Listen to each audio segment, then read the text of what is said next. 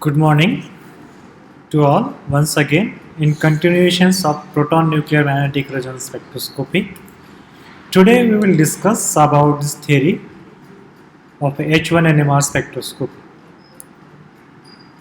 The moving charged particle generate the magnetic fields. Any object, if you move around its own axis, it generate the magnetic fields. All atomic nuclei or molecule, as we know that positively charged, and the result of a molecules or spinning nuclei are spin active nucleus. All are we are all familiar with this particular points. All spin active nuclei has been generate magnetic fields. No doubt, if the any molecules we consider that they are the spin active, they generate the magnetic field along your own axis of these rotations.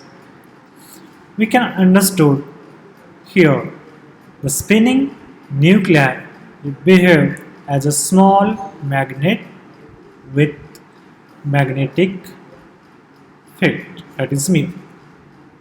In absence of external magnetic field, all atomic nuclei or molecules positively or charged particle, when we apply the external magnetic field on a particular molecules, they start to move upward directions. Here I will show you the animations, how it's work. Sorry, this animation is not working in particular software. Okay, so this electromagnetic radiation bombarding on particular nuclei, its electrons will be moving to the top sides, that is ground state to excited state. So we call as a delta E. During these transitions, that molecule absorb that energy will be to find that energy will be transferred to the detectors, and detectors then gets some information from this particular molecules. So this delta is nothing but the ground state to excited state, the distance between them. The all nuclei, atomic nuclei generally we consider molecules are positively charged, and charges align with them either against the field of external magnetic field with same directions. The quantum mechanics explain the magnetic active nuclei with nuclear spin is I, and the place is uniform to magnetic field or dipole. Either magnetic movement has been aligned with one formula 2I plus 1. Means we put this value I nuclear spin and we get the corresponding way. So we have to find out this aligned directions of these molecules. All atomic nuclei or molecules positively charged particles with spin is half, and nuclei two possible orientation, one is upward directions and another is downward directions.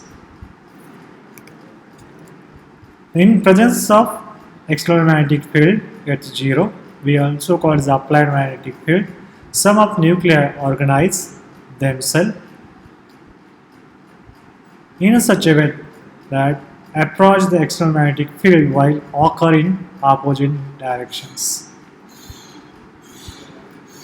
No doubt we apply the applied magnetic field, some are in same direction and no doubt some are in opposite in directions.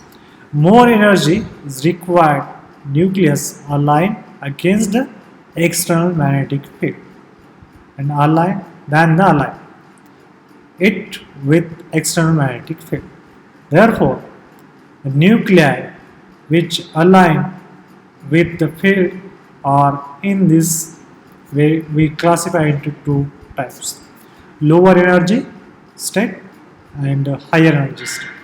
Lower energy state, alpha spin state, those having aligned against the field, and higher energy level we call as a beta spin state. So here are the representations. Higher energy level spin I is half. It's denoted by the beta spin state with 3 nuclei, and alpha spin state having the 5 nuclei. Representations is I plus half or minus half. Lower energy spin state, half spin state, alpha spin state we also call as that particular points. So this particular above theory is explained just in a representations. We apply the applied magnetic fields. Some molecules goes to the excited state, some molecules remain as ground state. The change in energy levels, nuclei having the minus half higher energy, the plus half is lower energy, we call it the alpha spin state. Change in energy is equal to h mu. So this is orientation of a nuclear magnetic dipole in an external magnetic field, that is at 0.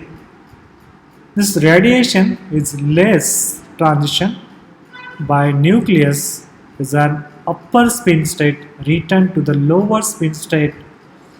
That process we call as a relaxation process.